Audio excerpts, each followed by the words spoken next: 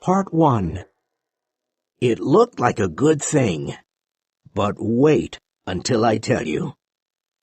Bill Driscoll and I were in Alabama when he had the kidnapping idea. There is a town in Alabama called Summit.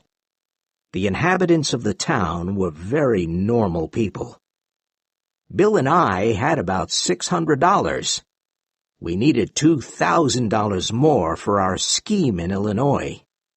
We discussed everything in front of our hotel. Summit is the best place for kidnapping, I said. Parents love their children in small towns. And Summit doesn't have an important newspaper with curious reporters, said Bill. You're right. Summit probably has only one lazy sheriff. It looks like the perfect place for kidnapping, I said. We chose our victim carefully.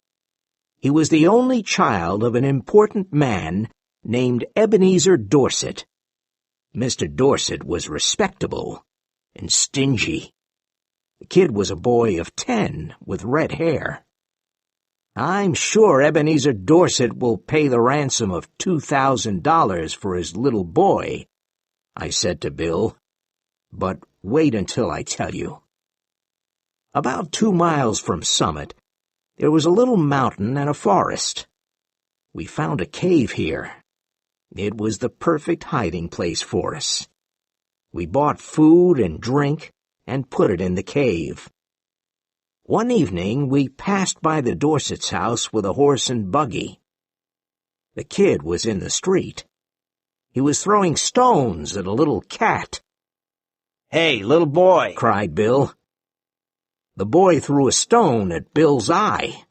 "This will cost Mr. Dorset $500 more," said Bill angrily. The boy fought like a bear, but at last we put him in the buggy. We drove away quickly and took him to the cave. That evening, I took the horse and buggy back to the village, and then I returned to the cave. When I arrived, there was a campfire at the entrance of the cave. Bill had some scratches on his face. The boy had 2 big feathers in his red hair and said, "Ha! This is the camp of Red Chief, the great Indian warrior." "He's all right now," said Bill. He was examining some scratches on his legs. "We're playing Indians. I'm a hunter called Old Hank, and I'm Red Chief's prisoner. He's going to scalp me early tomorrow morning." The boy was having a lot of fun. He forgot he was our prisoner because he loved camping out in the cave. He looked at me and said, "Your name is now Snake Eye. You're a spy. When the Indians return, they will cook you on the fire." We had dinner, and the kid ate a lot and talked a lot. "I like this place. I never camped out before. I hate school. Are there any real Indians in the forest? I want some more food. What makes your nose so red, Hank? My father has lots of money. Are the stars hot? I don't like girls. Why are oranges round? Are there any beds in this cave? A parrot can talk, but a fish can't." The kid had a very loud voice, and he scared Bill. "Red Chief," I said, "do you want to go home?" "Why?" he asked. "I don't have fun at home. I hate school. I like to camp out. Please, don't take me home." "All right," I said. "We'll stay here in the cave for a while." "Oh, good," he said. "I never had so much fun in all my life." We went to bed at about 11 o'clock. Red Chief was between us. We couldn't sleep for 3 hours because he jumped up and down and screamed. He was still playing Red Chief. At last I fell asleep, but I had bad dreams. I woke up because Bill was screaming like a frightened woman. It was terrible to hear a big, strong, fat man scream in that way. I jumped up, and what did I see? Red Chief was sitting on Bill. He was pulling Bill's hair with one hand. In the other hand, he had a knife. He was trying to take Bill's scalp. I took the knife from the kid, but Bill was still terrified. He tried to sleep, but he couldn't. I slept a little, but then I remembered something. Red Chief wanted to cook me on the fire that morning. Sam, do you think the kid's father will pay money for the little devil? Sure, I said. Parents love noisy little devils. Now you cook breakfast, and I'll come back in a few minutes. I walked to the top of the little mountain and looked down. The town of Summit was quiet. No one was looking for the kid or the kidnappers. I expected to see the men of the village running about with pitchforks, but everything was silent. I only saw one man working quietly in the country with his horse. The parents don't know about the kidnapping yet, I thought. When I returned to the cave, Bill was furious and his face was red. The boy wanted to throw a big rock at Bill. He put a hot potato down my back, said Bill. And I hit him. Be careful, said the kid to Bill. No one ever hit Red Chief before. After breakfast, the kid took a slingshot out of his pocket and went outside the cave. Do you think he'll run away, Sam? Asked Bill. No, he won't. Today we have to send a message to his father. We must ask him for the ransom money. Just then we heard a loud cry. Red Chief was playing with the slingshot. Suddenly a rock hit Bill behind his left ear. He fell in the fire across a pot of hot water. I pulled him up and poured cold water on his head for half an hour. When Bill could finally speak, he said, Don't go away and leave me alone with the kid, please.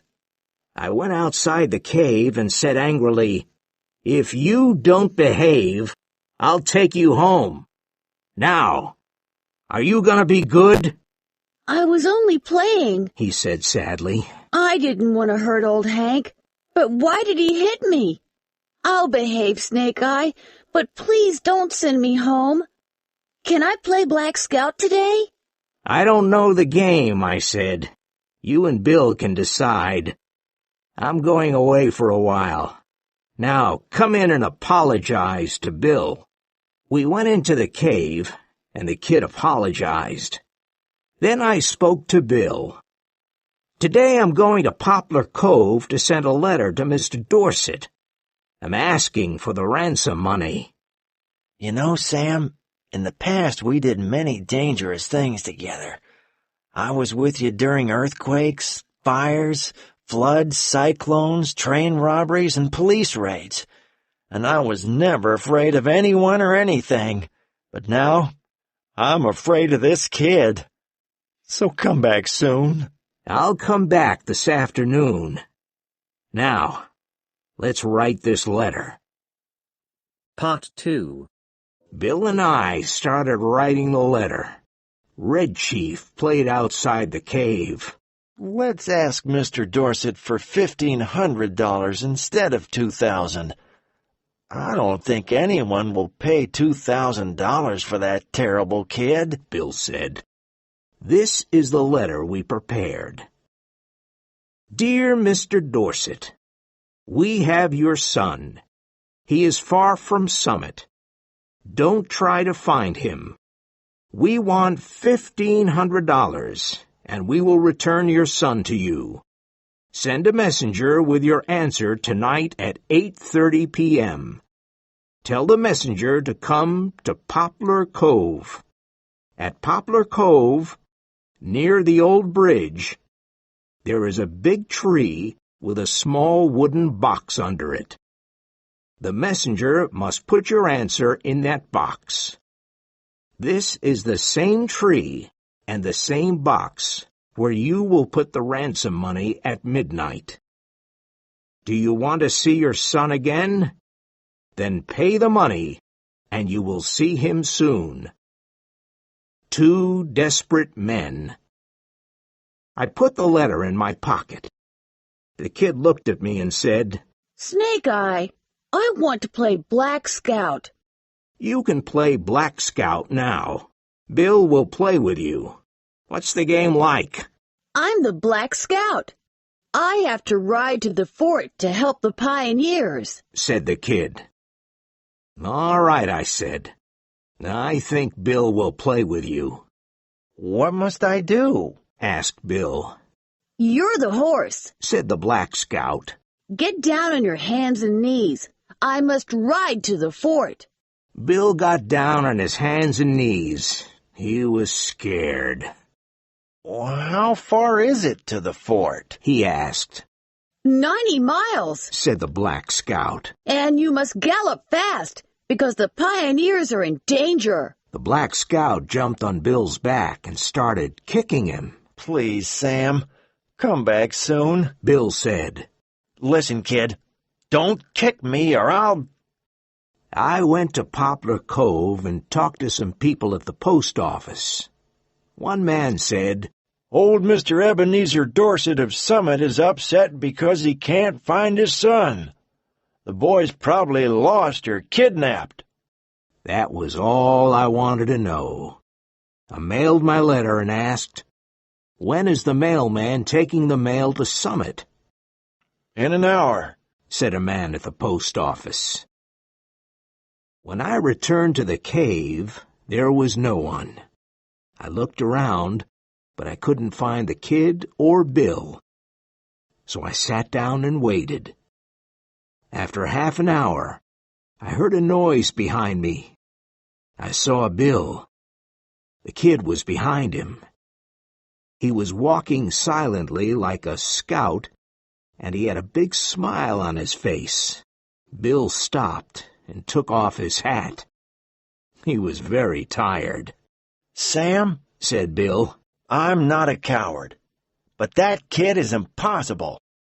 I sent him home. He's gone. He rode on me for 90 miles.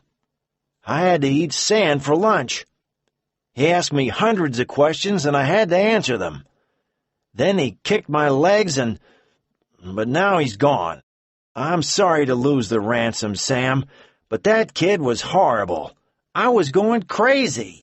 Bill, I said, do you have heart disease? No. Why? Turn around and look behind you. Bill turned around and saw the kid.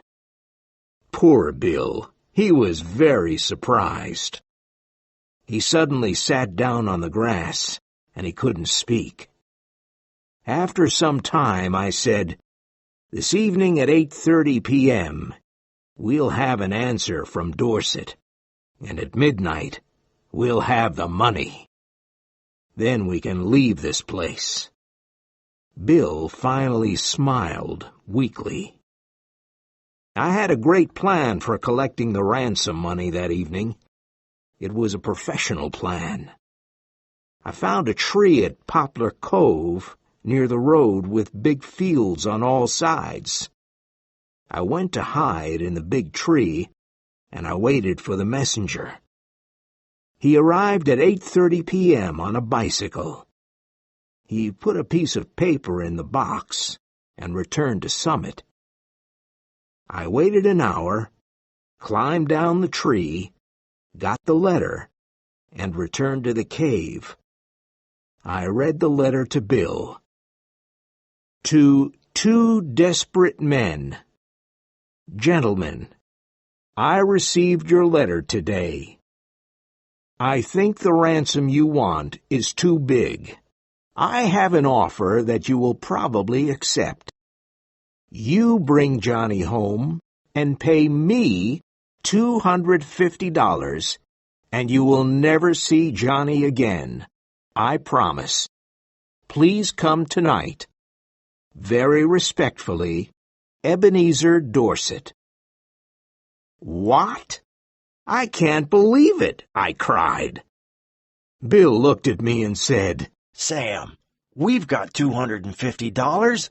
I don't want to spend another night with that kid. I'm going crazy. Let's accept Dorset's offer. You know, Bill, you're right. I'm really tired of the kid, too. We'll take him home, pay the ransom, and leave this place. We decided to take the kid home that night. Listen, kid, I said. Your father bought you a new rifle and a pair of Indian moccasins. Tonight we're going home to get the rifle and the moccasins. Tomorrow we're going to hunt bears in the forest. It was midnight when we arrived at Ebenezer's house. Bill gave him the $250. When the kid saw that we wanted to leave him at home, he was furious. He started screaming loudly and took Bill's leg. His father pulled him away with great difficulty. How long can you hold him? Asked Bill. I'm not very strong, but I can probably hold him for 10 minutes, said Mr. Dorset. Good, said Bill. In 10 minutes, I'll run across most of the United States and reach Canada. Bill was fat, and he was not a good runner. But that night, no one ran faster than Bill.